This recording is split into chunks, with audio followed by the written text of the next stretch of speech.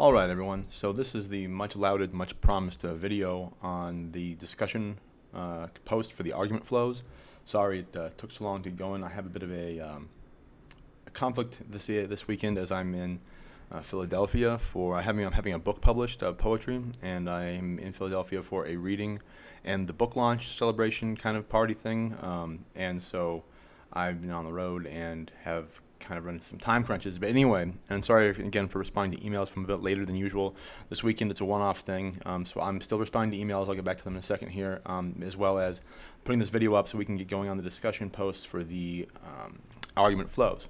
That said, let's look at the argument flow on the course site. So from the course site, for example, right, I talked about this briefly in the other introduction videos, but you'll see up here it says discussions. Click on discussions. Dun dun dun, loading, and here's the argument flows. Oh, this one's all messed up. Stupid thing. Sorry. So this is what I'm just fixed. This keeps, because of the shell from freaking D2L, it keeps putting all this crap here, and it shouldn't be here at all. This should all be deleted like millions of times ago. Very upset. What the heck? Oh yeah. So let me get rid of all this crap here. I don't know if you can all see this or if something's only on my screen, but if it's only on my screen, that's still a problem. So once I get rid of all this extra crap that shouldn't even be here, you'll see the argument flows as they should be, and some of you already responded to it on there, so I know you all know where it's at. Right here, ta-da. I'm just kidding, ta-da. There's two of these too. This is crazy. I don't know how D2L managed to do this, like have 4 different signs of each freaking flow. Alright. So there's technology is lovely, right? I'm just going to keep the live video cut so you all see what I have to deal with on my side as far as putting the site together and all the craziness with the D2L interface. So anyways, here we go. Weekly argument flow 1, you'll put it there. I know a couple of you posted already. If after the video today you think that you might have not done exactly right on the first argument flow, that's fine. And you don't have to resubmit it or redo it along these guidelines. You probably have done just fine. I'll look at them and give you comments and feedback, but you're not going to lose points for this first one for doing it your own way, because there was not any instruction posted online. Alright, so there's where you find the argument flows, and there's going to be one each week on down the line. More to be posted, like 6 will come in, so will 8, 9. Later on, I'll find different sources for those, because those were kind of specific to the last class I was doing.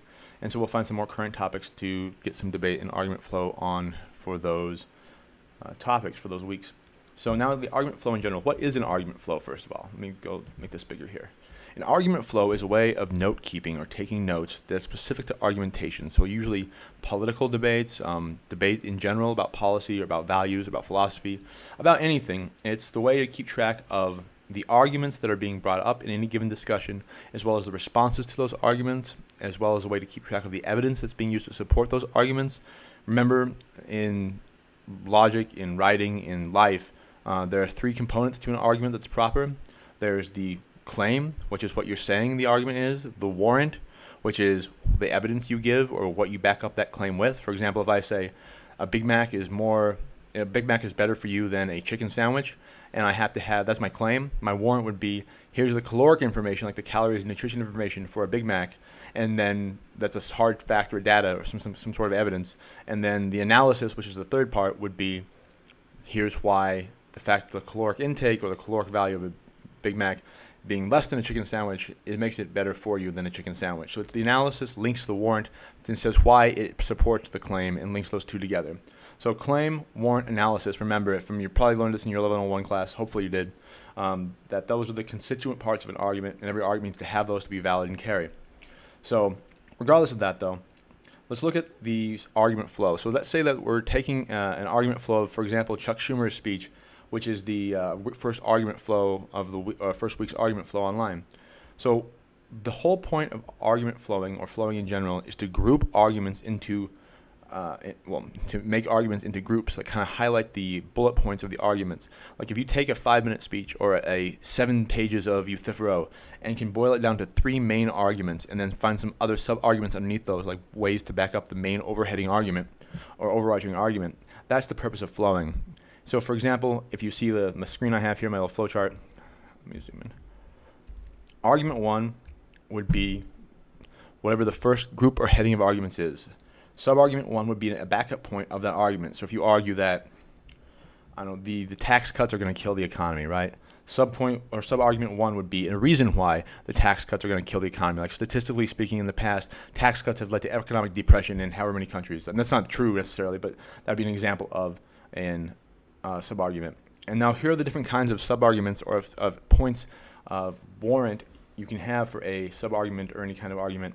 There's statistical evidence, personal experience, analytic only, meaning that the argument or the warrant is just analysis. It's not actually offering any evidence or data or even experience. It's just saying, here's what I can logically deduce from the situation at hand. And then the question to ask in that case is, does it logically follow? And then you have whatever the sub-argument 2 is, or the second argument would be.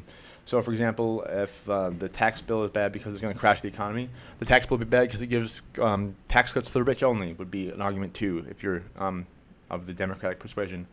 Argument 3 would be another argument that's about the same topic but underneath that point, so that the tax cuts are terrible because they reduce services to those most in need in society, and the social welfare safety net will be pulled away from them, right? So these are 3 different arguments, all for like why tax cuts would be bad, right? And these would be the way you lie it out in a flow. So again, the purpose of flowing is to try to summarize and highlight the most important argument, most important features of a given argument, and to take notes only about the stuff that's relevant to the argument itself, meaning that we're kind of summarizing as we're taking notes with this. The process is to get not everything the individual who's speaking says down on paper, but to get the basic arguments, and so you can make sure to refute their basic arguments when you have to come up and make a speech afterwards or write a paper against their argument. So the purpose of this too, flowing is helpful because if you look up to the right hand here, the response to argument 1, you will flow.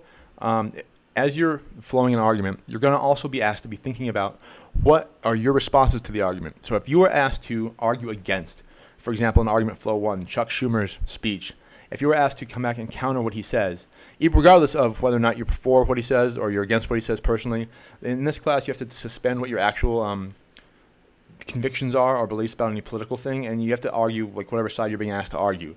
So if you were to have to counter Chuck Schumer's argument, what response would you make to his argument 1 in the first argument flow? And you will flow the responses to your arguments always aligned to the argument they're talking about. So, for example, if you were going to respond to Chuck Schumer's point, his third point, right, you would start flowing here, and the response would go down here. So you don't put the response to argument 3 up here and flow top to bottom. You match the response to the argument itself.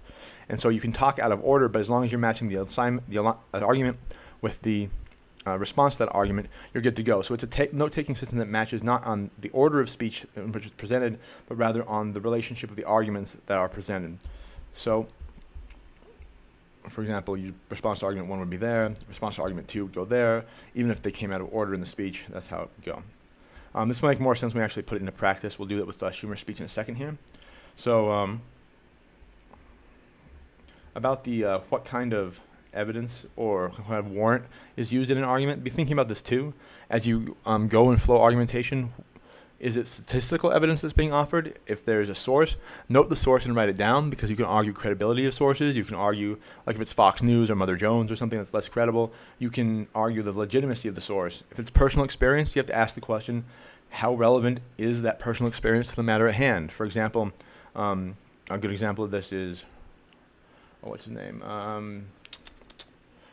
Jimmy Kimmel on Tonight Show talking about the healthcare legislation.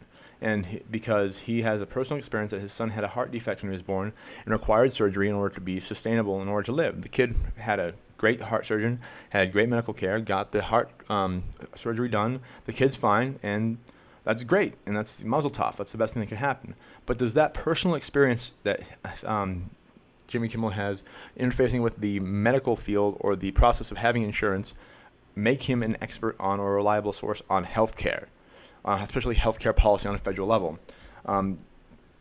There are varying degrees of expertise and varying degrees of experience, which give people different credence to talk about things they're related to. For example, if I have a personal experience with TSA, the travel security folks at the airport, like frisking me too heavily or strip searching me or something, then that's relevant to us talking about personal experience with TSA as far as setting protections against people being violated by TSA and their safety protocols.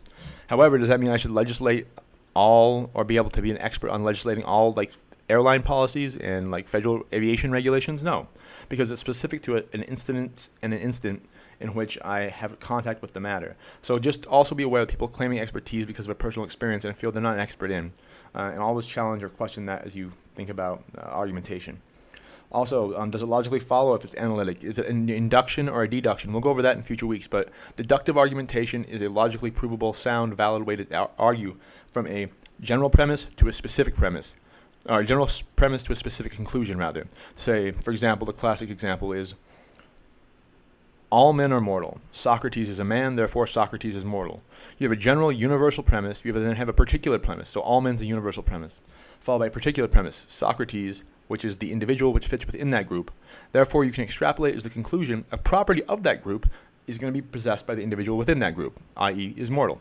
So you can't do it the other way around, though. If you go from a specific example to a general or universal statement, that's an inductive argumentation form, and it's not valid. It can maybe possibly be true given the strength of the inference you're making, but it's not logically valid. It's not a sound or cogent argument either. It's only a generalization. And that's something to watch for, too, when you look at analytic arguments. And then is there any evidence for the analysis as well? Something to look at. So these are the aspects of argument flow we're going to be dealing with when we do a weekly flow. So at this point in time, I'd like you all to bring up, rather, your discussion flow, your argument flow 1, and click on the link. I believe it works for everyone now, the Schumer's speech link. I don't think there's any broken links there anymore. So click on that and watch that, and try to do an argument flow just like groups the arguments in the main way. And then we'll come back in a minute here, and I will go over a flow of it and show you guys kind of what it looks like in action. All right.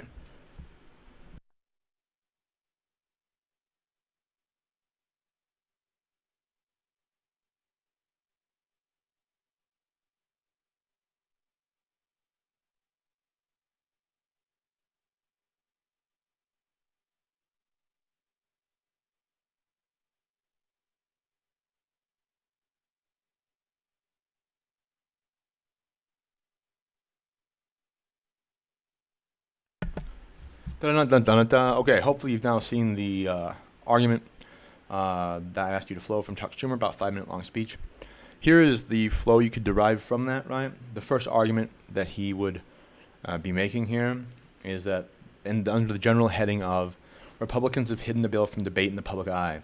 They've closed all public debate, he says. So think about what kind of point is this? Did they close all public debate? Statistical evidence? Does it have the statistical evidence? Does it have personal experience? Does it have analytic only? Does it logically follow? Is there evidence of this? So ask these questions with each piece of evidence or each argumentation that he tries to provide you. The next point that he brings up is, as a sub-point under the Republicans have hidden the bill from debate in the public eye, is that we don't know what's in it. Nobody knows what's in it. We've hidden the content of it. So the public, as well as the Democratic opposition, have no idea what's even in this bloody bill. And next, the Democrats have been excluded from the debate. It's been passed through committees, and nobody can even know what the hell's in there. And so how can we be expected to vote on this in the dead of night, like the Republicans are trying to hide something and pulling over on us, right? Next, he calls it like cloak and dagger politics, right? That there's like all this covert, subversive, backroom dealing that nobody even knows what's in this, and we're going to pass it now. So why the hell would we pass it? The next argument, argument 2, I'd say, is kind of a brief interlude. It just kind of is a statement or the claim without any warrants or analysis or evidence that this is the most important issue that faces us as American people today. Maybe some impacts as to why that is the case or evidence would be helpful, but regardless of your response to the argument or that whether or not the argument has traction in and of itself, that's the argument that's being made secondarily. And then finally, the last argument he makes in this thing, or the last general argument, would be like the bill is guaranteed to do all kinds of terrible things. So, for example, he mentions, like, this would be a sub-argument then, it gets rid of pre-existing condition coverage. It gives tax cuts to the rich. Poor and rural communities will be affected the worst by the bill, on the healthcare bill. Affects minority communities the worst. There's another point he brings up, an argument he brings up. Tens of millions will lose health insurance. There's another point he brings up as to why it's going to be a terrible thing that happens. So, as a general argument flow, those are the arguments he brings up. So you could call these 3 points: the bill is guaranteed to do terrible things, the most important issue of the day is the bill, and the Republicans have hidden the bill from debate in the public eye, was the 3 main arguments. And so you would respond to each of these arguments, and if possible, each of the sub-arguments with a counterpoint if you're actually doing a debate. Just for our purposes, you can pen the responses or type the responses to the argument 1, 2, and 3. You don't have to. Like, we're going to be getting to responding to arguments next week. So more just try to get the outline of the speech. If it's something like this or even close to this, you did well. The last question I'll ask you to do is, if you can post this or if you want to email it to me or post it on the discussion forum, is what is the logical problem with this? Like, if you had to respond to his argument as a whole, I would say that there is a fundamental logical flaw in what he is presenting in his speech that kind of counteracts the entire point of the speech and kind of goes against itself and undermines the very credibility he says he has and kind of screws his position over from the beginning. If y'all can note what that is, if you have any ideas what that is, shoot me an email. I'll post it on the discussion forum, and we'll go from there. If not, any further questions, talk to me via email. It'll be kind of like this for every week. We'll just do the basic outline and start looking on responses to arguments in the flow in the weeks to come. Again, when you're looking at responses to argumentation or responses to arguments or couching arguments, it doesn't matter whether or not you believe the person who's speaking or whether or not you believe the opposing side. In this class, we're going to be asked to take up from an objective opinion and from an argumentative standpoint all sides of all issues. And so to be able to think outside the box and take up a reasoned approach as to why somebody could be against these things or not agree with what Schumer says here would be a boon to everyone who's trying to write a college paper, as well as help with the argumentation of the sides. So say you're for Schumer, being able to empathize or to predict the arguments that would come from the opposing table allows you to put out front lines and be prepared to handle those points in the debate round and be a better argumenter, a better debater than those folks who are on the other side. And so you actually further your position by knowing their position and being able to counter it effectively. That said, y'all have a great weekend. Post this stuff up by Monday at midnight, and we'll get going on week 2 shortly thereafter. All right, take care, y'all.